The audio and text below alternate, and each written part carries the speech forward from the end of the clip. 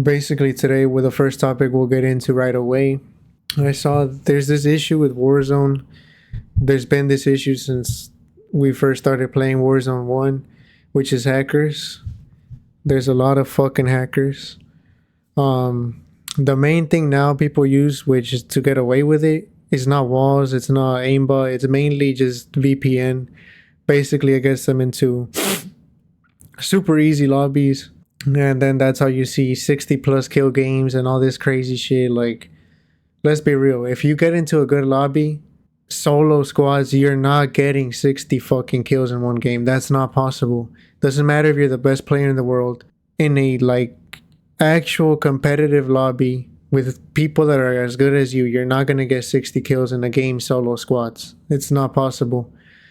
So every time you see that on YouTube, you should know automatically they're fucking bullshitting you. They're on a VPN.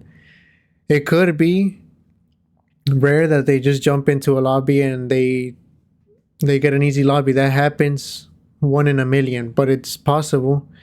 But if you see that often from them, like streamers just getting into every single lobby, seems like they just go crazy, fucking 40, 50 back to back. It's like, bro, you're bullshitting. You're not that good. There's this dude called you probably watched him before. His name is Nick Stud. He fucking this fat ass piece of shit. He fucking, it's so obvious he's VPNing. It's like, bro, what the fuck? Like, how does anyone support that shit? I guess like an average person, you just watch a Warzone clip, you're like, oh, you don't think too much of it. This guy's just probably the best player in the world. But he's not that good. He went to a LAN event and he fucking sucked. That dude fucking sucks. That's basically cheating. You're getting into easy lobbies and you're making it seem like you're better than you really are. You're just cheating your way to the top. No respect for that. It just sucks for actual like people who get back home from work at the end of the day. They hop in a lobby and they just get shit on by some dude that's magically getting into their lobby by paying like $50 a month to get a VPN. Like, bro, you're a fucking loser. Like, let's be real. Even me, like, I'm not the best player in the world at all. I have some clips, solo squads. That's just all like hours and hours of gameplay. That's the best clip I got in a day usually. So like that one clip you see on Instagram took me like a day or two to like get a clip like that, because I don't use a VPN. Sometimes I jump into a lobby, super competitive. I'm not able to get a full squad wipe without like, it's like you're not always gonna get that crispy squad wipe in the best lobbies. That's just not possible, especially with people that are actually good at the game, communicating with each other as a squad. It's like, bro, you can't catch them by themselves most of the time. They're always together. There's like, if you want to call it stacking, they're stacking, because that's how squads should be played in reality. A lot of people get mad at that, but it's like, bro, you're playing squads. When you play solo squads, you shouldn't go into it knowing you're fighting 4 people at once. It is what it is. But I don't use a VPN, so shit gets kind of hard. So yeah, that's my opinion on that. I think anyone that uses a VPN to play Warzone, you're just fucking cringy. You fucking suck. The current COD community is the most, without being the most polite way possible, is the most gay piece of shit community it's ever been, ever. The COD community now is so fucking soft. You literally can't even call someone gay anymore. You can't. Like, bro, back in the day, you would hop in a lobby in a YouTube video and a stream. The top pros would literally be super toxic, call you a F word, N word. It doesn't fucking matter. You would say whatever the fuck you want and not give a fuck, because this is not real sports. It's fucking gaming. Gaming has always been better in that aspect than real sports, esports, because you can say whatever the fuck you want. That's the toxicity. That's what made the COD community now. You have streamers that act gay for money. You have streamers that make gay jokes for money. Like, what the fuck is this shit? I don't even want to name any names, but this whole like acting sauce and thinking it's funny. Like, bro, you're a grown, damn near 30-year-old man. acting sus for money. That's so fucking embarrassing.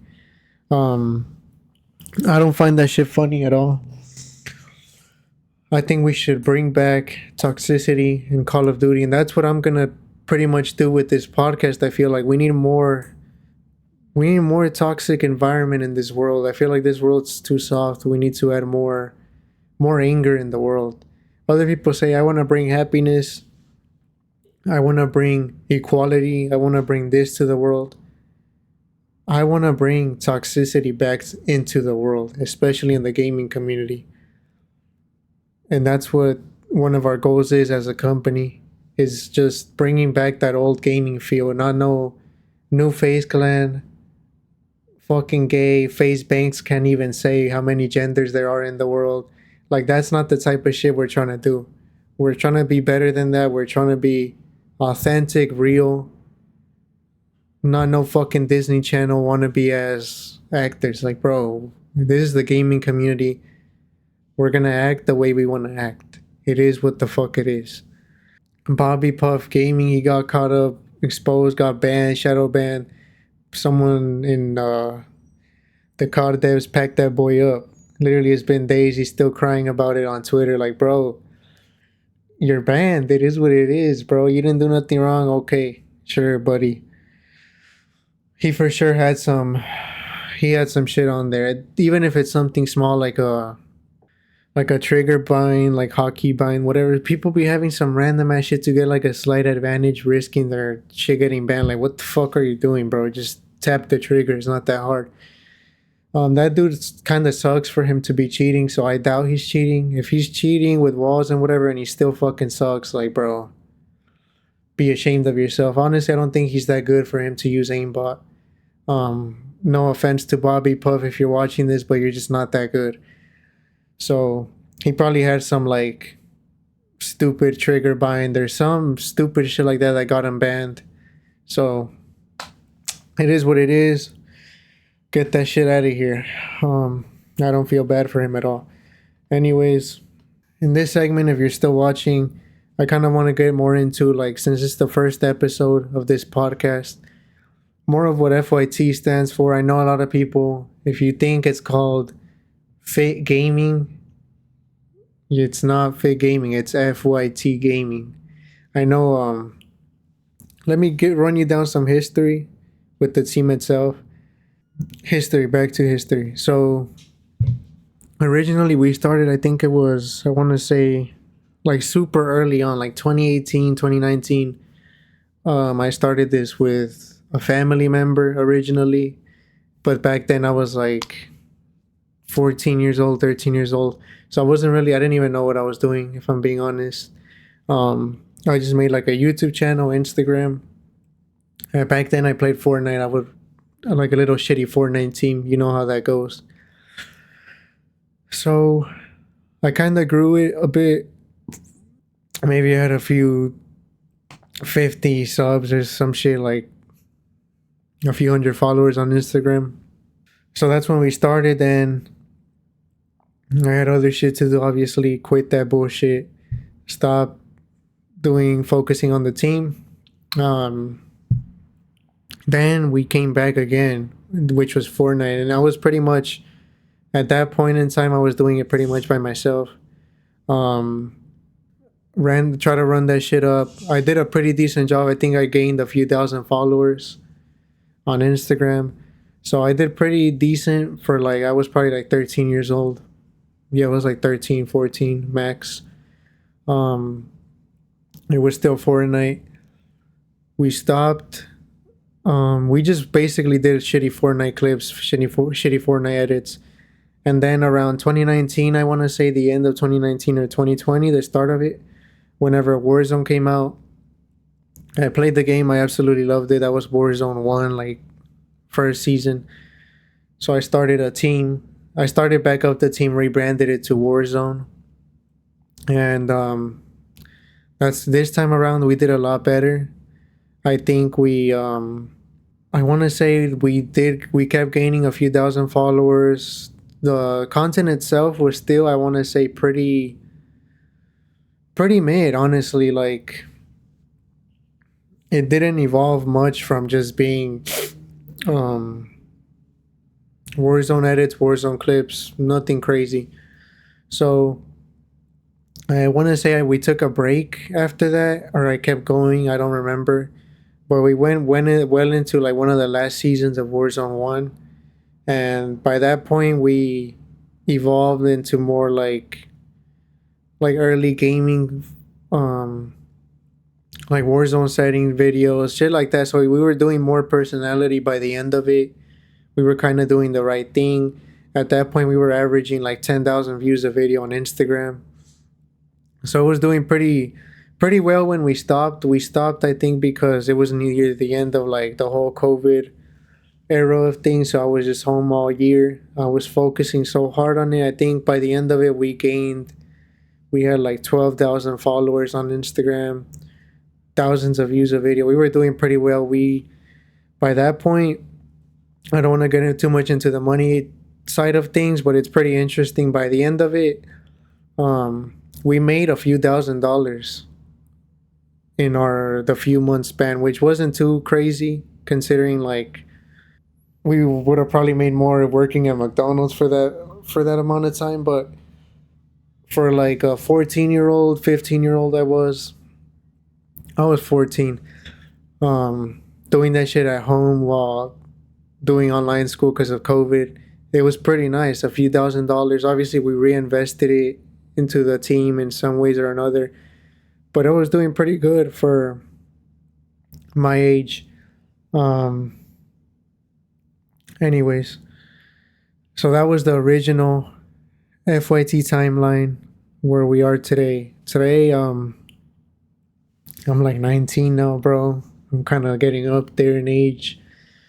But I just never like got closure, I feel like, with FYT originally because we left at like such a high point, the highest point ever, at getting 10,000 views a video. Um, Making probably like at that point like hundreds of dollars almost.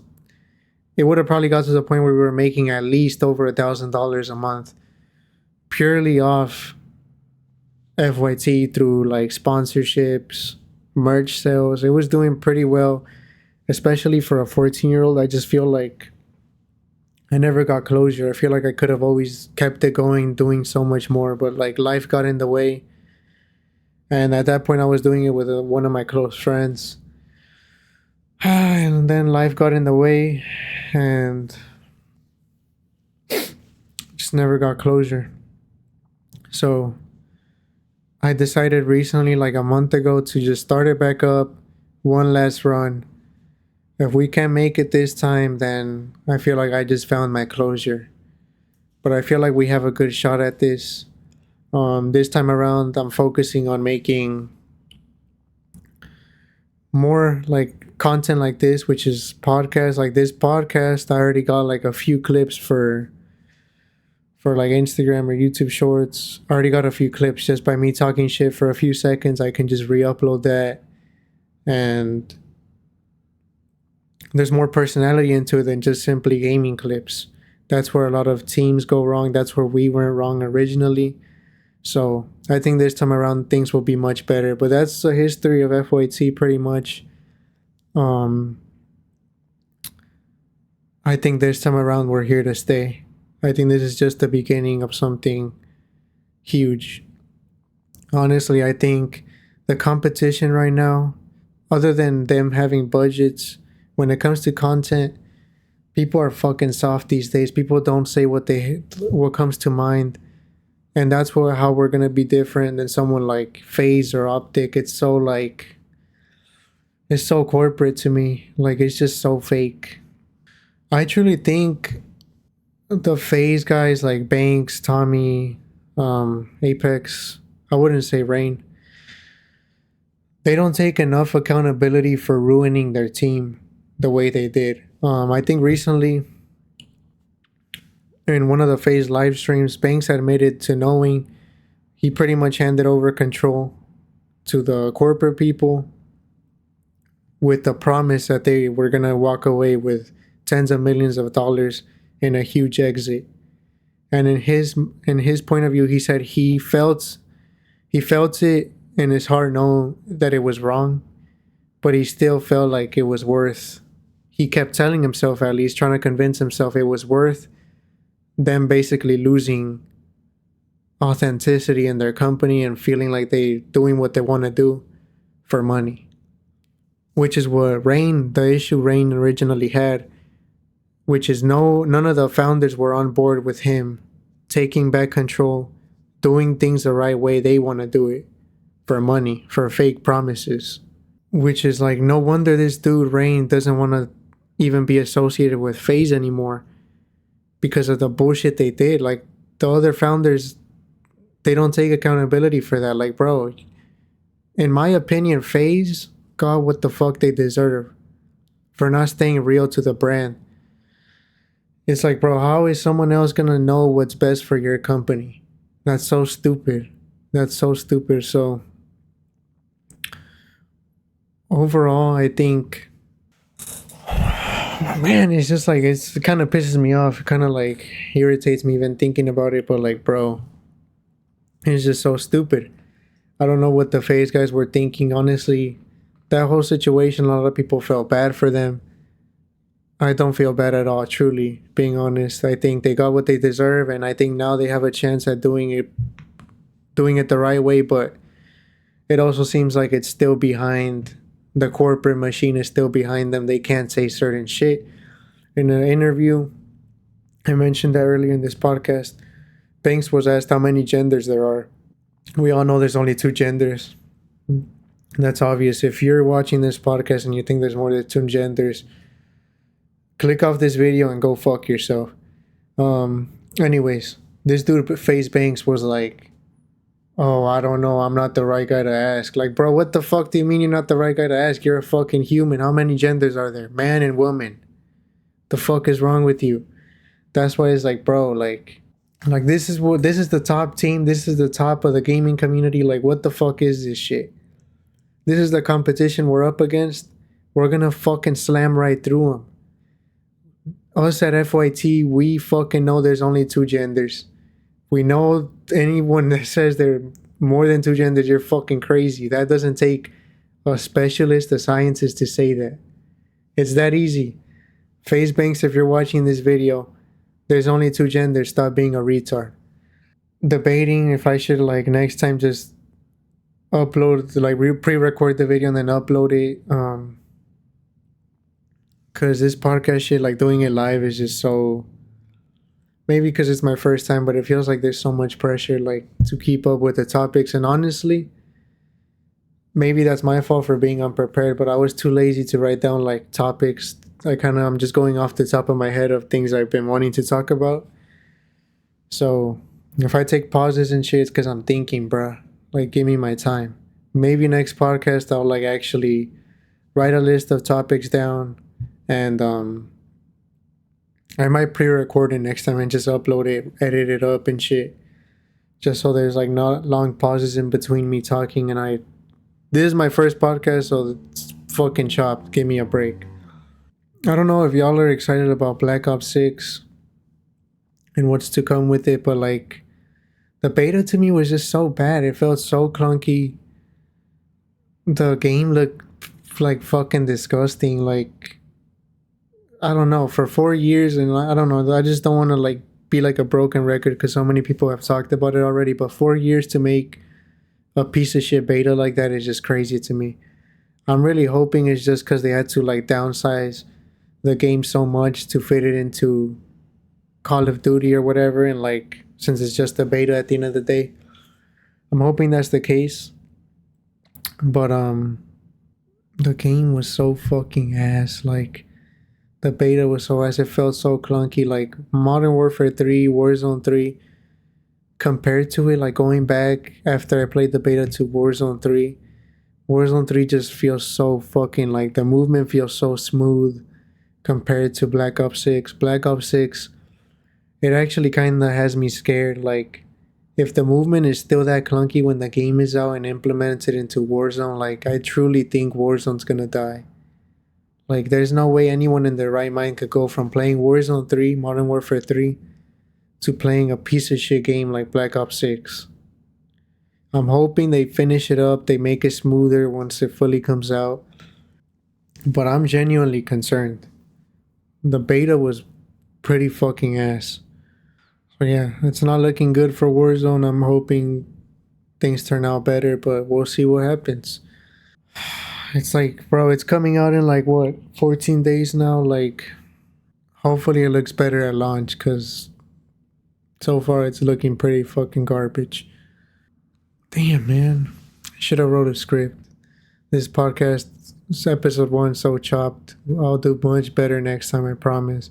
It's because this script writing so annoying, like having to write a list and shit. It's like, bro, it's like a homework assignment. Like, no one's trying to do that shit. So, hopefully next time it's better. But then also me, like, I do solo squads. Like, I don't have a squad to play with. So I always do solo squads, Rebirth Island. So a lot of the times, like I said earlier, I don't have a VPN. I don't use VPN, so I get into really fucking hard lobbies. And then I end up getting like stacked on shit on back to back to back to back because I play actual good people. So a lot of the times that's what the stream's gonna be, just me getting shit on by a full competitive squad and then loading back into a game. But I don't know, maybe we can make it work. Maybe we can make it fun, like showing, this is the reality of actual competitive gameplay. It's like you get shit on. If you're playing solo squads against good people, you're gonna get shit on. And rarely you'll end up wiping them, you'll get a sick clip. But that's the reality. We're not like shit, I'll call him out again. That fat fuck Nixta. We're not like that, or Nista, whatever the fuck his name is. We're not like that dude who clearly VPNs and then tries to act like he's good. Like, bro, you fucking suck. Like, shit like that pisses me off. Like, I don't even want to do a threat of violence or anything, but like, shit like that just makes you want to smack a dude. Like, how are you gonna be that fake? It just pisses me. Fake people just piss me off. Like, that's most streamers though, not just him. I'm not just singling him out. That goes for a lot of big streamers that are, especially Rebirth Island people. Like, the clips are sick, but you're literally going off against bots with a VPN that you paid $50 for. Like, it's not impressive, dude. But that's reality of Warzone right now. That's why I hope, it's just such a big hope because Activision doesn't do shit for the most part. But I hope they make like some sort of like detection system where they can see if someone's using a third-party source as a VPN. Because it's honestly ridiculous the amount of people that are doing it at this point. There's literally a website called SBMM Off. You go there, you pay like $40-$50 and you have a VPN forever on Warzone. You don't have to pay monthly. It's a one-time fee. You pay it and you get into basically shitty lobbies without lag, without any type of detection. It's almost genius the way they do it. And that's what most Warzone people, like streamers, are doing. If you see them getting back-to-back 40 kill games, like, bro, you're bullshitting. You're fucking bullshitting. So that's the current state of Warzone. I hope things get better. Also, once again, just to close things out, we as FYT, you're never going to see us do any type of content that makes us act gay for money. Like most streamers, you act sus for money. You basically sold your soul to the devil. Like, we're not going to do that. That's some gay shit. Like, we're not FAZE. Who else does that shit? We're not fucking... I'm sure Optic does that shit too. We're not LA Thieves. We're not all these fucking homo teams that I gave for money. We're FYT. We're solid. We are basically what OG gaming represents. We're that toxic team. And you're going to see more clips of that. We're going to push them more on our content. You're going to see that a lot more from us. It's toxicity, saying what comes to mind. That's what we stand for. We stand for realness and authenticity. You're never going to see us go corporate. You're never going to see us not say what comes to mind. You're never going to see us support something we don't support for money. Point blank, period. That's going to be the end of this podcast. It's the first podcast. If I paused a lot, if I whatever the fuck you want to complain about it in the comments. Give me tips. I don't fucking know. Make sure you subscribe, like. We're not selling you anything yet. Merch coming soon, maybe. But just subscribe and like if you enjoyed this podcast. If you want to give me tips next time, if you think I should pre-record and then upload, drop it down below. Though this was kind of fun though, because everything came to mind, even though I paused a lot. Like I said, this is authenticity. This is me. What I have to say. If I slipped up, talk shit about someone you like, was I wrong though? One last thing though, I don't want to come off like a hater. Shout out FAZE for building what they did. They, at the end of the day, they inspired me and I'm sure other gaming esports teams. They're an inspiration in that aspect that you can make something out of gaming. For that, I'll always respect. I just don't respect the fakeness. That's all I'm trying to say. At the end of the day, I'm always going to have respect for teams like Optic and FaZe. So respect to them in that aspect. Respect to all the guys for making and building what they did. You know where I have issues with them though. I'm just going to be real. That's what we stand for. Thank you for watching this first podcast, episode 2. Maybe next week or the week after. We'll see. Thank you for watching. Like and subscribe. It's been real.